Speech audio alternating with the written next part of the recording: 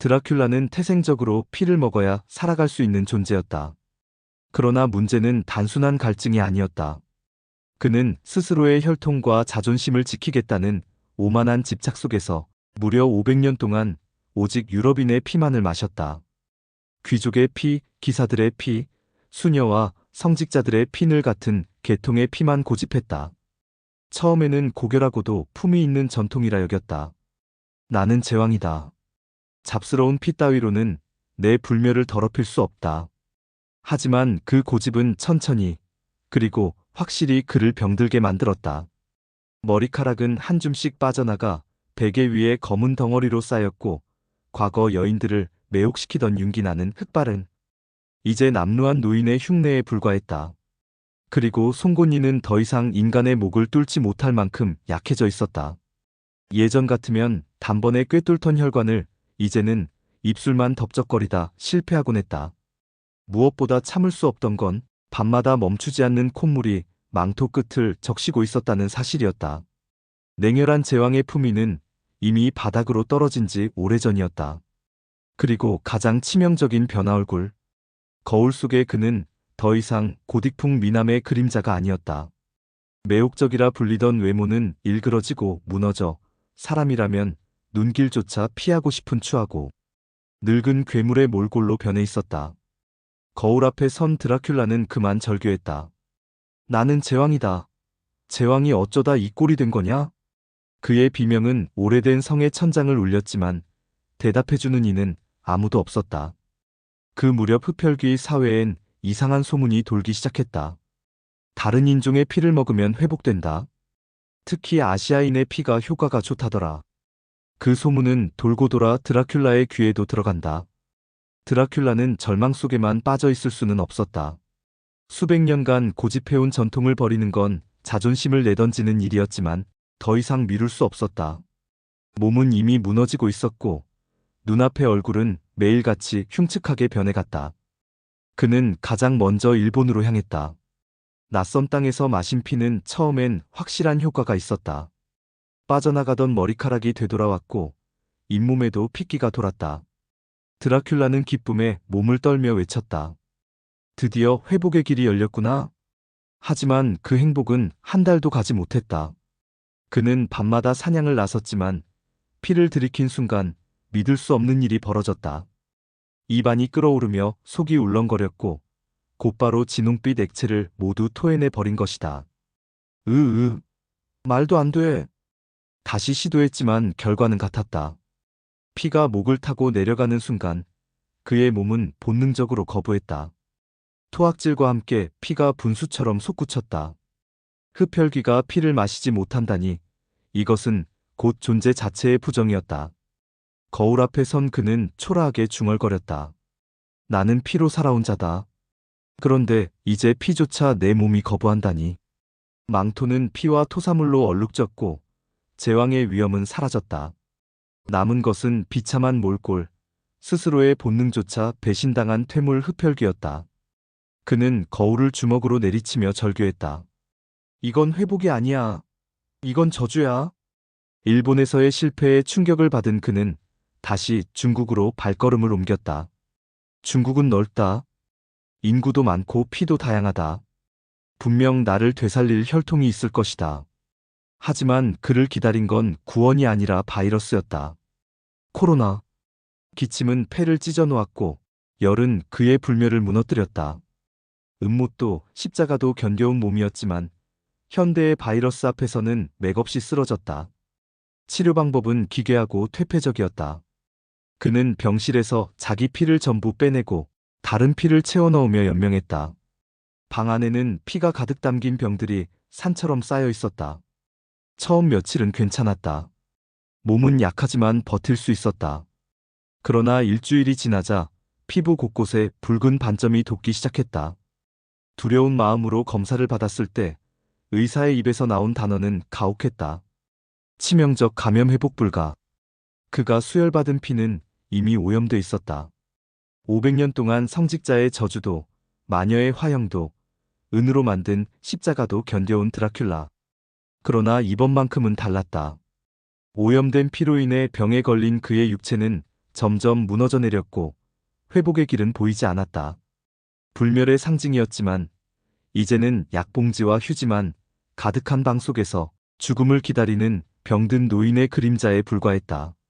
죽을 날만 기다리던 드라큘라는 성의 어두운 방 안에서 누워 있었다.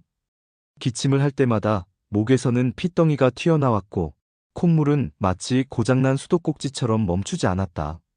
한때는 인간들을 벌벌 떨게 했던 제왕의 권위는 사라지고 낡은 요양병동에 버려진 노인과도 다를 바 없었다. 천장에는 곰팡이가 피었고 방바닥에는 구겨진 휴지와 약 봉지가 나뒹굴었다. 그의 침상 옆에는 빠져나간 머리카락 뭉치가 검은 눈덩이처럼 쌓여 있었다. 며칠 후 덜컥하고 문이 열리더니 낯익은 그림자가 들어섰다. 동료 흡혈귀였다. 그는 드라큘라의 모습을 보자마자 비웃음을 터뜨리며 한마디 했다. 한때는 밤의 제왕이라 불리던 너가 이렇게 처참하고 흉측한 몰골을 하고 있다니 믿을 수가 없는 일이다. 드라큘라는 힘겹게 몸을 일으키며 중얼거렸다. 내겐 아직 피의 권위가 남아있어. 그러자 동료는 비웃으며 오래되고 낡은 가방에서 태블릿 PC를 꺼내들었다. 권위? 웃기지 마. 요즘 세상은 내 꼴에 관심 없어. 다들 넷플릭스를 본다고. 시대에 뒤처진 제왕은 이제 구경거리일 뿐이야. 태블릿 화면이 켜졌다. 금색 배경에 파란 네온 글씨. 제목은 K-팝 데몬헌터스였다. 드라마 속에서는 칼과 창 그리고 화살. 이 나오며 북소리가 울려 퍼지면서 화려한 구판이 펼쳐졌다. 오방색 천이 펄럭이고 그 한가운데 세 여인이 등장했지만 드라큘라의 눈은 한 여인에게 집중되고 있었다. 그녀의 이름은 설아, 현재 대한민국에서 가장 유명한 국가에서 인정한 무당이었다. 그녀는 긴 생머리를 흩날리며 하얀 꽃갈 모자를 썼다. 오방색 저고리가 바람에 펄럭이며 그녀의 몸을 감싸고 있었다. 붉은 입술은 주문을 읊조렸고 그 눈빛은 신을 불러내는 듯 살아있었다. 단순한 배우가 아니었다. 그녀의 존재감은 화면을 뚫고 나와 드라큘라의 가슴을 직격했다. 그 순간 수백 년 동안 멎어있던 드라큘라의 심장이 요동쳤다. 콧물이 멎었다. 숨이 거칠게 몰아쉬어졌다. 세상에 저렇게 아름다운 존재가 있단 말인가. 그는 화면에 눈을 떼지 못한 채 그 여인의 아름답고 매혹적인 춤선을 감상하고 있다.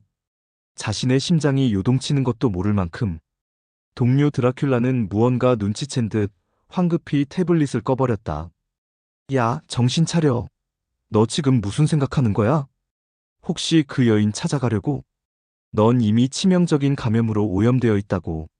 한국에 가면 그 피로 사람들을 더럽히고 끝날 거야. 그러나 드라큘라의 눈빛은 흔들리더니 이내 불타올랐다. 죽더라도 한국 무당을 만나고 죽겠어. 동료 드라큘라는 그녀는 신성한 존재이고 직접 신과 소통하는 존재라서 너 같은 암흑의 제왕이 그녀를 만난다는 것은 불가능하다는 것을 말하지만 드라큘라는 이것저것 가릴 처지가 아니었다. 드라큘라는 처음이었다. 세상의 어떤 여인도 자신의 심장을 이렇게 요통치게 만들고 슬픔에 물들게 하며 희망을 보여주는 이는 없었다. 꼭 한국에 가서 저 여인을 만나리라. 동료에게 태블릿을 놓고 가라고 하고 그는 한동안 계속 그 여인을 봤다. 한국에 가기 위해서는 지금 이 모습으로는 안 된다는 걸 알기에 지하 깊숙이 숨겨놨던 마지막 비상혈액을 꺼내 마셨다. 이 비상혈액은 드라큘라들에게는 3봉지씩 가지고 있는 것이다. 말 그대로 죽음의 문턱에서 사용하는 최후의 보루였던 것인데 드라큘라는 세 번째 마지막 비상혈액을 마신 것이다. 며칠 후 드라큘라는 낡은 트렁크 하나를 끌고 유럽 어느 항구에 나타났다. 쇠락한 제왕의 몸은 비틀거렸지만 눈빛만은 집착으로 이글거렸다. 그는 어둡고 축축한 컨테이너 안에 숨어들었다. 바닷바람이 불어오자 그는 콧물을 닦으며 중얼거렸다. 태양이 날 태운다 해도 병이 날 쓰러뜨린다 해도 나는 한국 무당을 본다. 마지막 숨이 꺼지기 전에. 바다는 어두웠고 달빛은 그를 비웃듯 쏟아졌다. 하지만 드라큘라의 집착은 더 단단해졌다. 며칠 뒤 마침내 그는 한국 땅을 밟았다. 항구에서 비틀거리며 나오자 네온 사인이 번쩍이는 도시의 풍경이 눈앞에 펼쳐졌다. 거리를 오가는 사람들은 키가 크고 눈빛은 빛났으며 잘생기고 아름다웠다. 뭐야, 일본인보다 크잖아. 중국인보다 빛나잖아. 내가 왜 여길 이제 왔지? 드라큘라는 경악하며 주변을 바라보았다. 그러나 감탄은 오래가지 않았다. 그의 몸은 여전히 망가져 있었고 에너지는 빠져나가고 있었다. 새로운 피가 필요했다. 하지만 어디서 어떻게 얻어야 하는지 몰랐다.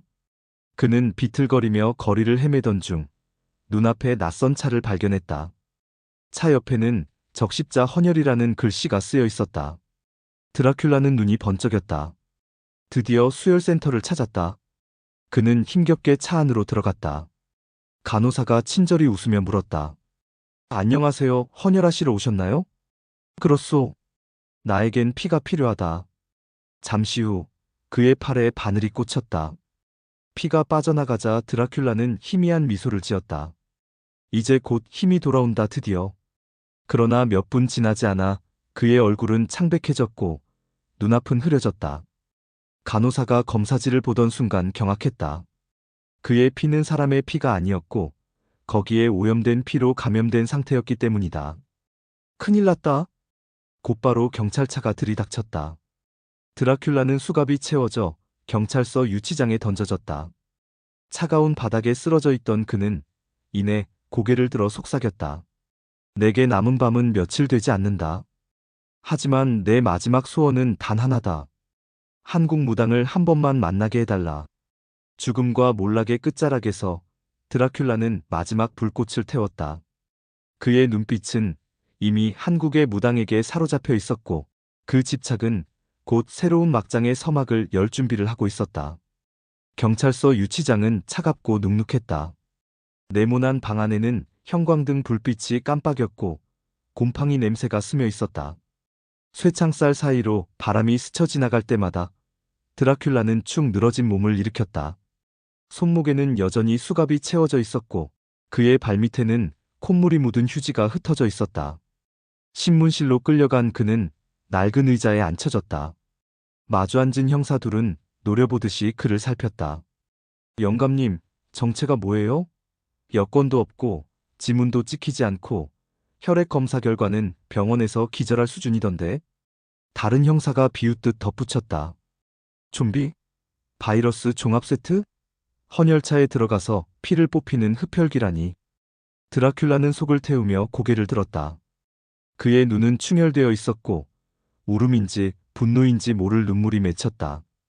하지만 그 눈빛에는 마지막 간절함이 담겨 있었다. 나는 흡혈귀다. 그리고 내게 남은 시간은 며칠뿐이다.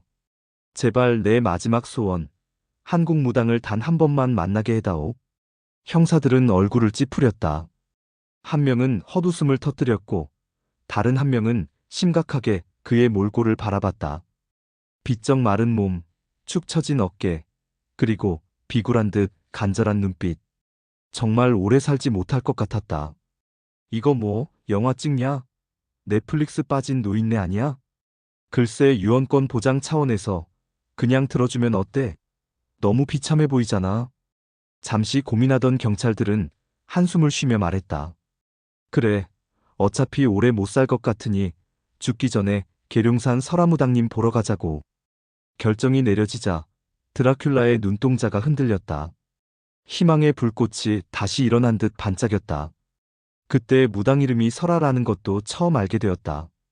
낮에 출발한 호송차는 해가 질 무렵 계룡산 입구에 다다랐고 산 정상까지 올라가려면 지체할 시간이 없었다. 올라가는 길은 안개가 자욱해서 인지 달빛이 희미하게 보였다. 멀리서부터 울려 퍼지는 북소리가 산을 흔들고 있었고 드라큘라의 초점 없던 눈이 서서히 붉은색으로 변해가고 있었다. 이 소리, 그녀가 나를 부르고 있다. 앞에서 올라가던 형사들은 서로 눈을 마주치며 고개를 저었다. 야, 들었냐? 영화 찍는 줄 알았네. 그래도 아이러니하지 않아? 드라큘라가 무당 덕후라니. 하지만 주변이 공기 때문인지 경찰들은 어딘가 불안해 보였다. 웃음으로 덮으려 했지만 그들도 모르게 등에 식은땀이 흘렀다. 마침내 계룡산 정상. 수십 개의 촛불이 어둠을 밝히고 제단 위 오방색 비단이 펄럭였다.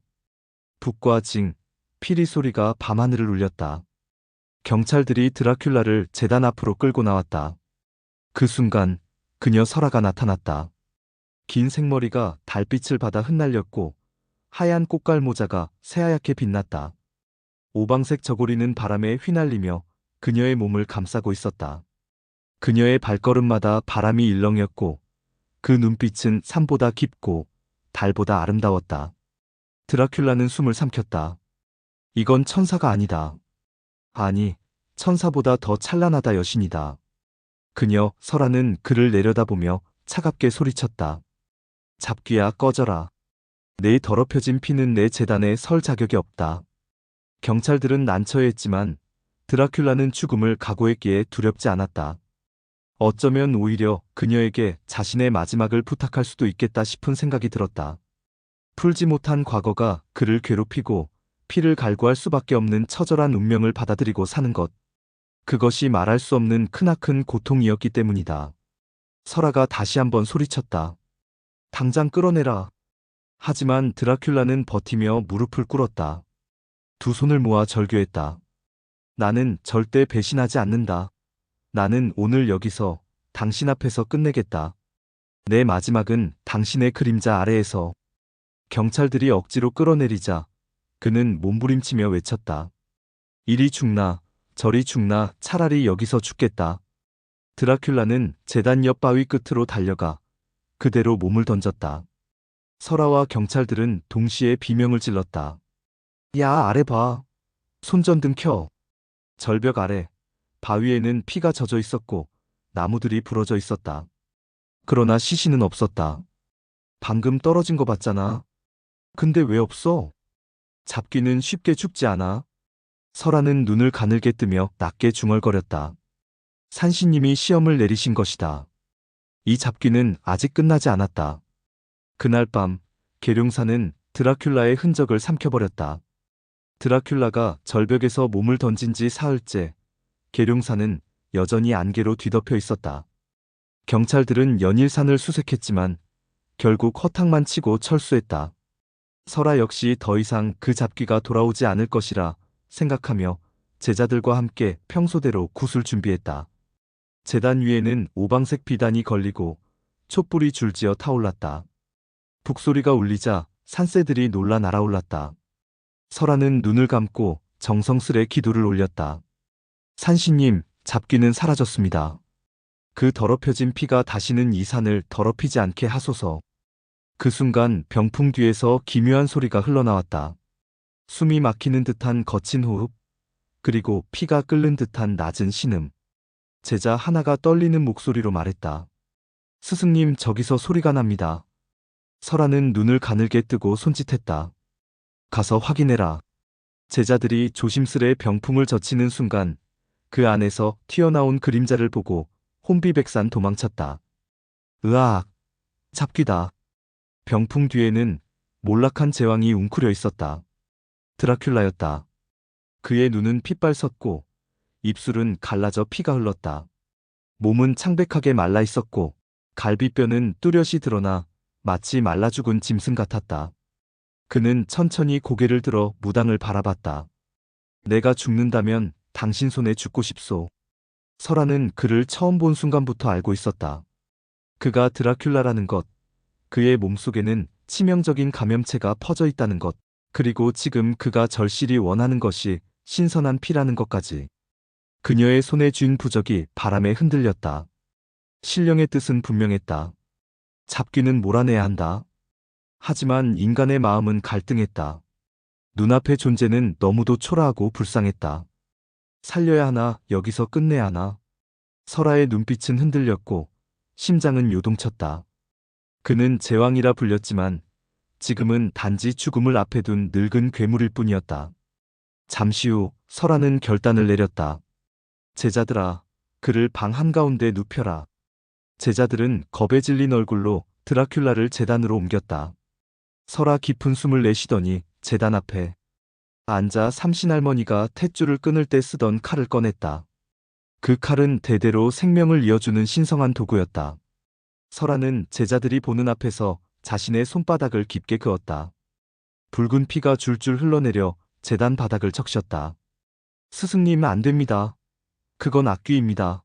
제자가 비명을 질렀지만 설아는 고개를 저었다. 그녀는 손바닥에서 떨어지는 피를 드라큘라의 입술에 대었다. 드라큘라는 흐릿한 눈으로 그녀를 바라보다가 떨리는 입술로 피를 삼켰다. 그의 목구멍에서 낮은 울음이 터졌다. 이건 신의 자비가 아니라 여신의 유혹이요. 순간 그의 얼굴에 붉은 기운이 돌기 시작했다. 죽어가던 살갗에 혈색이 스며들었고 마른 몸이 서서히 힘을 되찾기 시작했다. 드라큘라는 더 이상 자신을 제어할 수 없었다. 그는 그녀의 손을 붙잡고 미친 듯이 피를 빨아들이기 시작했다. 설아의 얼굴이 점점 창백해졌다. 숨이 거칠어지고 결국 힘없이 바닥에 쓰러졌다. 잠시 후 드라큘라는 몸을 일으켰다. 140cm로 줄어들었던 몸이 다시 190cm로 자라났고 흉측했던 얼굴은 전성기의 잘생긴 모습으로 돌아왔다. 머리카락은 생기를 되찾아 어깨 위로 흘러내렸고 눈빛은 번쩍였다. 그의 부활을 본 제자들은 비명을 지르며 사방으로 도망쳤다. 제단에는 이제 드라큘라와 기절한 설아, 단 둘만 남았다. 드라큘라는 지금껏 보지 못한 아름다움을 간직한 설아의 얼굴을 천천히 내려다봤다. 그녀의 손바닥 그리고 목덜미에서는 아직도 피가 흐르고 있었다. 자신도 모르게 설아의 목덜미까지 물어버린 것이었다. 그의 입술은 떨렸고 손바닥에 묻은 마지막 피까지 하찼다. 그는 고민했다. 더 먹으면 나는 완벽해진다. 그러나 이 여인을 잃게 될 것이다. 내 생명의 은인을, 내 여신을.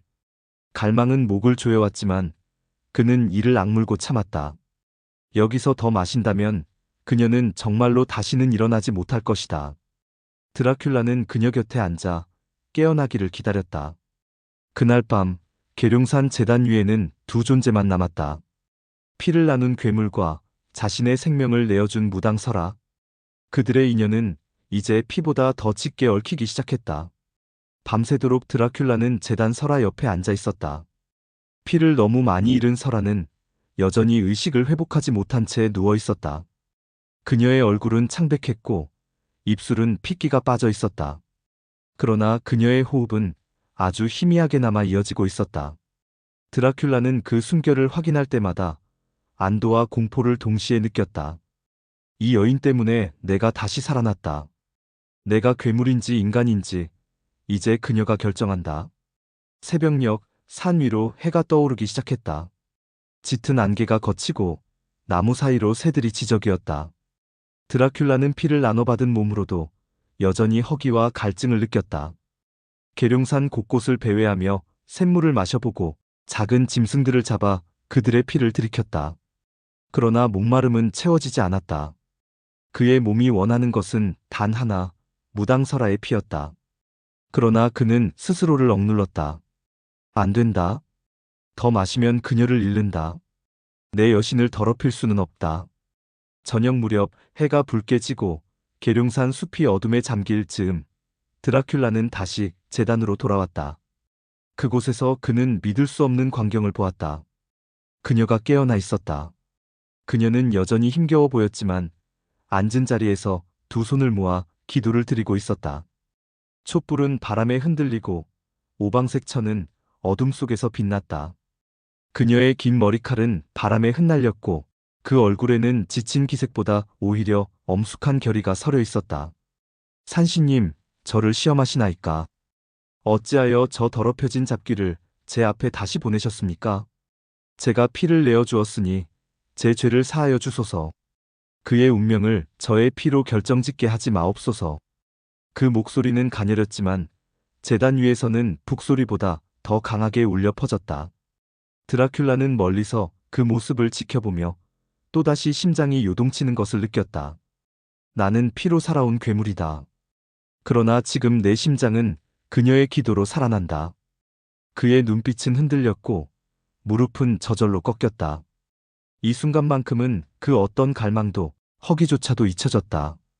그는 그녀의 목소리에 취해 있었다. 기도를 마친 설아는 천천히 눈을 떴다.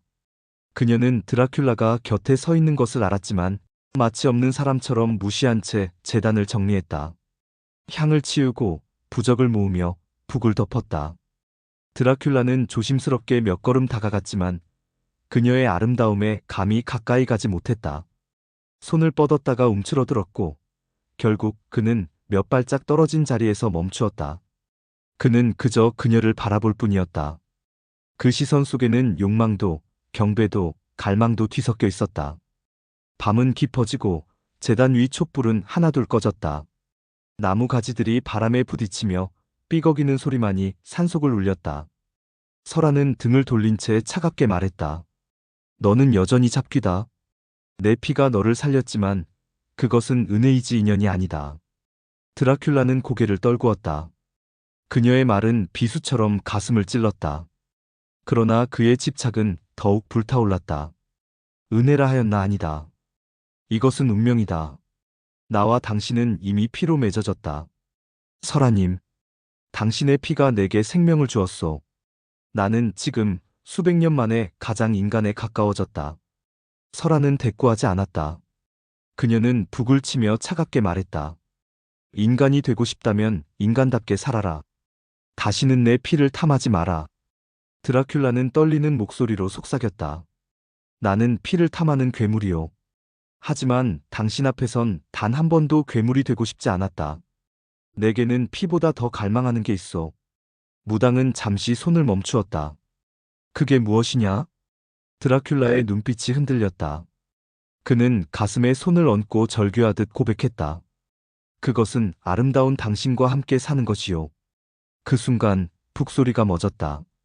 제단을 감싸던 신령의 기운이 사라지고 계룡산의 공기는 숨막히는 정적에 휩싸였다. 설아는 천천히 그를 바라보았다. 그의 눈 속에는 수백 년의 외로움, 피의 죄업, 그리고 이제 막 깨어난 인간성의 흔적이 뒤섞여 있었다. 설아의 심장은 흔들렸다. 내가 이 괴물의 손을 잡으면 신령님을 배신하는 것이다. 그러나 그를 내치면 그는 다시 피의 괴물로 돌아갈 것이다. 드라큘라는 천천히 손을 내밀었다. 내게 구원을 주오. 혹은 마지막으로 내 심장을 찌르시오. 당신의 손길 아니면 나는 더 이상 살고 싶지 않소. 설아는 손은 제단 위에 삼신할머니 칼로 향했다. 칼날은 달빛을 받아 번쩍였다. 그녀는 깊은 숨을 내쉬며 칼을 움켜쥐었다. 산신님, 저에게 답을 주소서. 칼 끝은 드라큘라의 심장을 겨눴고 설아는 칼을 들고 마지막 춤을 추고 있었다. 드라큘라는 눈을 감고 미소를 지었다. 결국 나의 운명은 여기까지인가. 그러나 마지막에 당신 손길을 받는다면 나는 만족하오. 설아는 밤하늘을 한번 바라보고 팔을 휘둘러 드라큘라의 심장을 향해 칼을 날렸다. 하지만 칼날이 그의 가슴 위에서 멈췄다. 설아의 눈에 눈물이 고였다. 손은 떨리고 심장은 북소리보다 더 두근거렸다. 그녀는 칼을 내려치지 않았다. 대신 자신의 손바닥을 또 한 번 깊게 그었다. 붉은 피가 칼날을 타고 흘렀다. 내 피가 너를 괴물로 만들지 인간으로 만들지는 이제 신만이 아실 것이다. 설아는 피 묻은 손을 드라큘라의 입가로 가져갔다. 드라큘라는 놀란 눈으로 그녀를 바라보다 이내 피를 받아 마셨다. 그의 눈가에도 눈물이 흘렀다. 당신은 나를 죽이지 않았다. 당신은 나를 구원했다. 계룡산 제단 위 신령의 북소리는 멎었다. 남은 것은 피와 기도가 뒤섞인 마지막 의식뿐이었다. 드라큘라는 구원받았는가? 무당 설아는 타락했는가? 아니면 둘 다 새로운 길을 선택한 것인가? 달빛은 차갑게 제단을 비추었고 바람은 마지막 촛불을 꺼뜨렸다. 깊은 산속에는 정적만이 남았고 그 결말을 아는 이는 아무도 없었다.